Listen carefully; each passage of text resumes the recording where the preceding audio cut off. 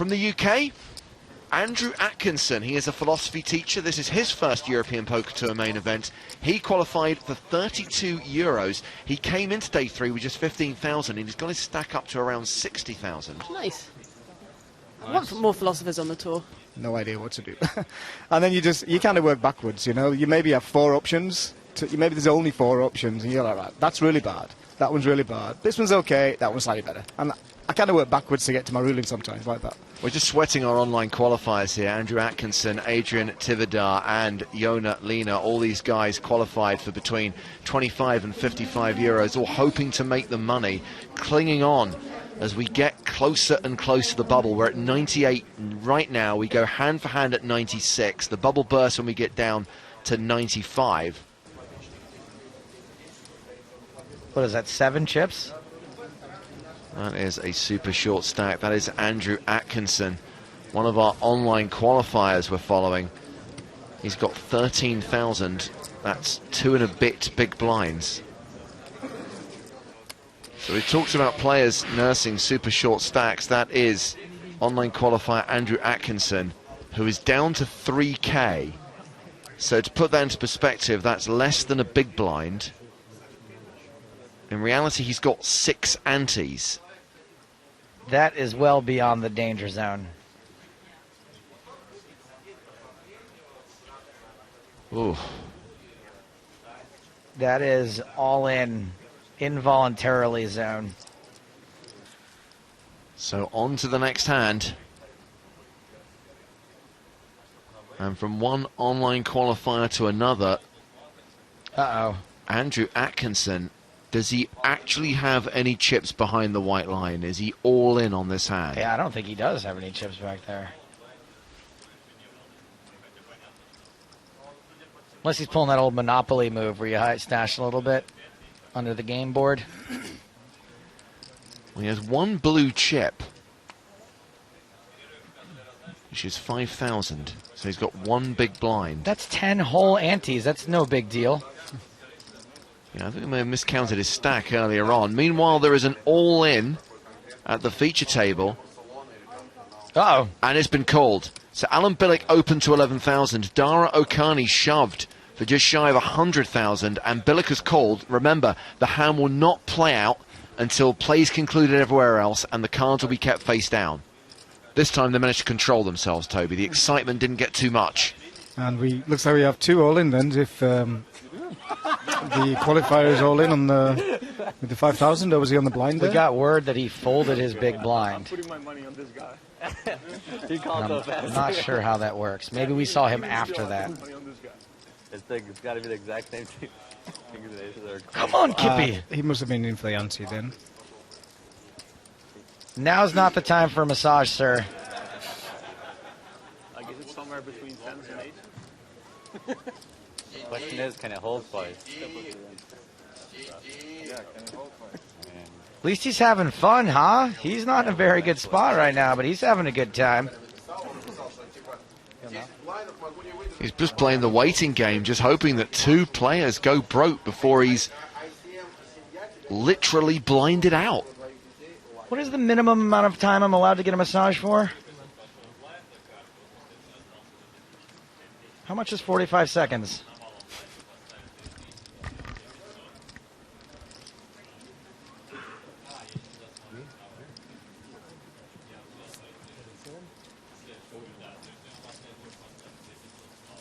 I'm already deeply invested in Andrew Atkinson and what's going to happen with that 1 chip.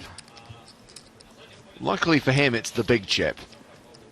Well, if it was a 500, he'd be up you-know-what creek without a paddle. He does have a chip and a chair, but it technically, I hate to call you out, James, but isn't the big chip. I mean, there's 25s out there. It's not the smallest chip, luckily. B says surely that British qualifier must be forced all in by now. Well, it's only been like 3. It's only been like 3 hands. Remember, the ante at the moment is 500, and he's posted that ante, and he's still got 1,000, right? Now that looks like a guy who's going to be all in on the bubble involuntarily. Yeah. So basically, if he folds this hand, he'll have 2 antes remaining. So ideally, he would like to see the bubble burst on this hand or the next. He has his third of his chips in. He's almost priced in with any two cards now. Yeah, but ICM. It's a good question, though. Like, obviously, he is priced in, but... Yeah, but Joe, ICM. ICM, right. Yeah, just... Ice cream maker.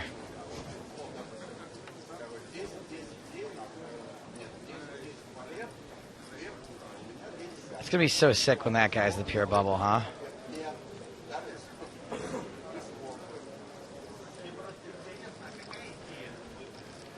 That's the thing. I mean, obviously, we ask, or rather, you and the staff, Toby, ask players to stay in their seats, but realistically, people do walk around the room to look at the other tables and see what the stacks are like, and if word spreads that there's a guy who's literally got 2 antes left, the incentive is kind of there to just fold everything. Yeah, I think a lot of players would in that situation, regardless of their hands, just to make the money. And it's a fair enough play. And every player has can have the same information. So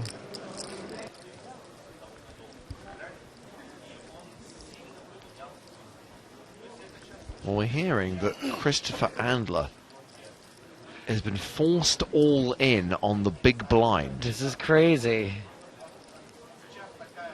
And that could be why Andrew Atkinson has been hanging on, knowing that before he's forced all in as an ante, another player is forced all in as the big blind. That is nuts.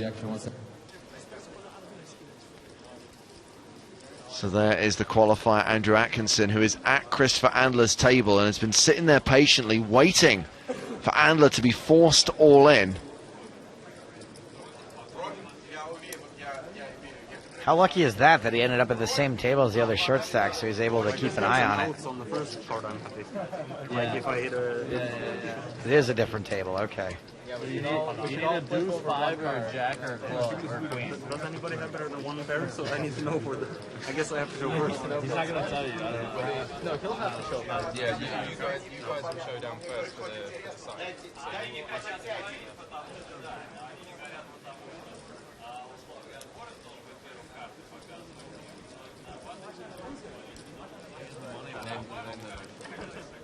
Even though he isn't at the same table, I think Atkinson was well aware the situation was unfolding.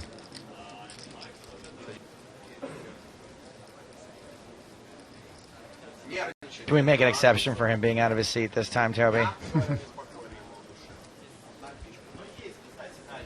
he's not a hand, right? No.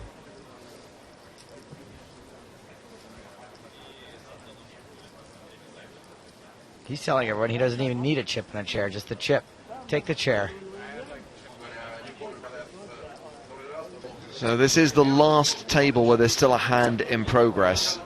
If Vogelsang and Iverson can conclude their business, then we can see how the all-in plays out and see if Christopher Andler has something in the big blind or is out and it bubbles. What a sweat for Andrew Atkinson.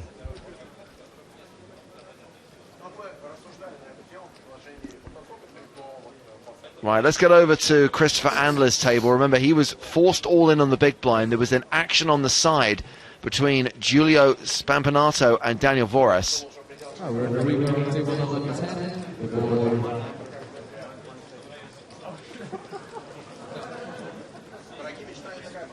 Wow, a qualifier really needs Andler to not have a hand here because he'll be forced all in the ante on the very next hand. Red River, table number 10. Board reads 3 clubs, ace of diamonds, 4 of hearts, 10 of clubs, king of clubs. Our only player is Christopher. The 2 players in the hand are Leo and Daniel. Right, showdown, gentlemen, please. Oh boy. He shows pocket 5s. Ace Jack's gonna be tough to beat. Daniel shows ace jack. And he's going to win the side pot. And our rolling player.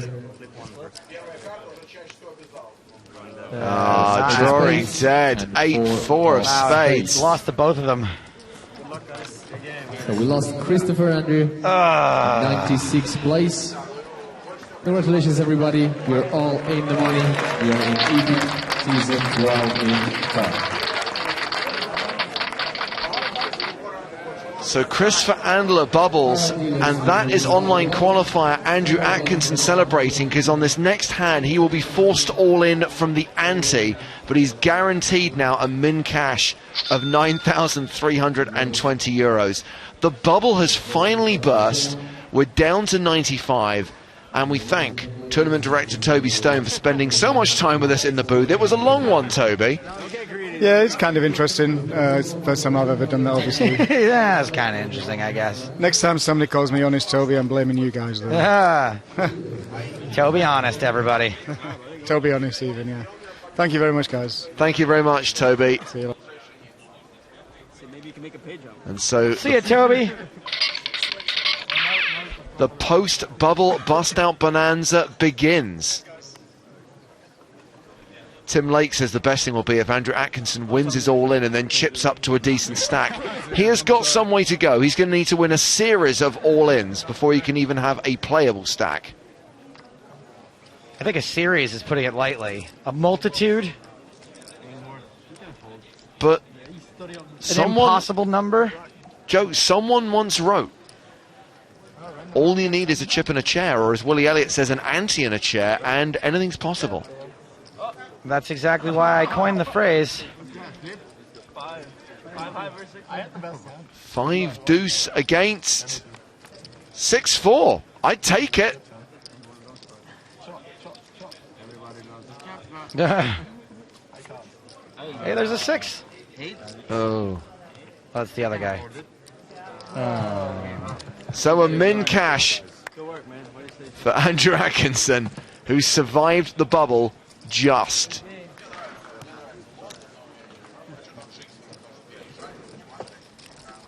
That was a long one. I don't mind the long bubbles, though. Oh, it turns out it was his girlfriend. Not a massage therapist. Or maybe it was both. I really don't know their backstory. I don't mind a long bubble. Because that means things happen with the quickness now, Jimmy. As Big Nick would say, you can't stop the clock. The bonanza gets even bonanza-ier. You know what I'm saying? Now, you remember during the bubble, I was down there on the floor and the boys were watching the qualifier, Andrew Atkinson. He hung on literally a chip and a chair, but we caught up with him because he had a story regarding a promise he made to his fiancée if he cashed.